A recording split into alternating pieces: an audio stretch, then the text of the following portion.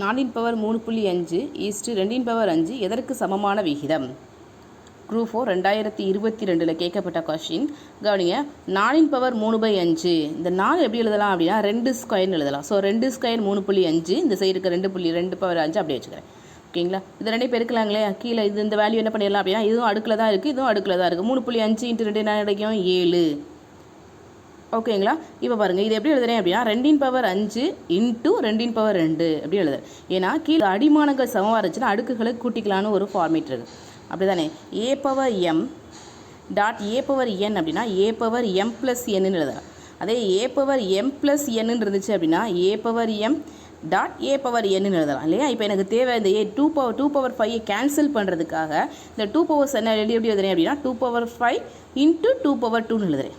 ஓகேங்களா? இப்போ இதில் கீழே வந்து அடிமானங்கள் சமமாக இருந்துச்சுன்னா அடுக்குகளை கூட்டிட்டோம் அப்படின்னா 7 கிடச்சிரும். ஓகேங்களா? ஸோ அப்போ என்ன கிடைக்கும்? இந்த 2 பவர் 5 இந்த 2 பவர் 5 அடிச்சிட்டிங்க அப்படின்னா 2 பவர் 2 இருக்கும். ஓகேங்களா? 2 பவர் 2 அப்படின்னா 2 × 2 4 ஈஸ்ட் என்ன கிடைக்கும்? இது பெருக்கல்ல எந்த ஒரு வேல்யூக்கு பக்கத்துலேயும் பெருக்கல் என்ன இருக்குன்னு அர்த்தம்? 1 இருக்குன்னு அர்த்தம். இது கேன்சல் ஆயிடுச்சுன்னா இது பக்கத்தில் என்ன இருக்கும்? 1. ஸோ ஆன்சர் 1 போட்டிங்களா? அப்போ இதோட ஆன்சர் என்னது அப்படின்னா 4:1. வீடியோ பிடிச்சிருந்துச்சு அப்படின்னா சப்ஸ்கிரைப் பண்ணுங்கள். தேங்க்யூ.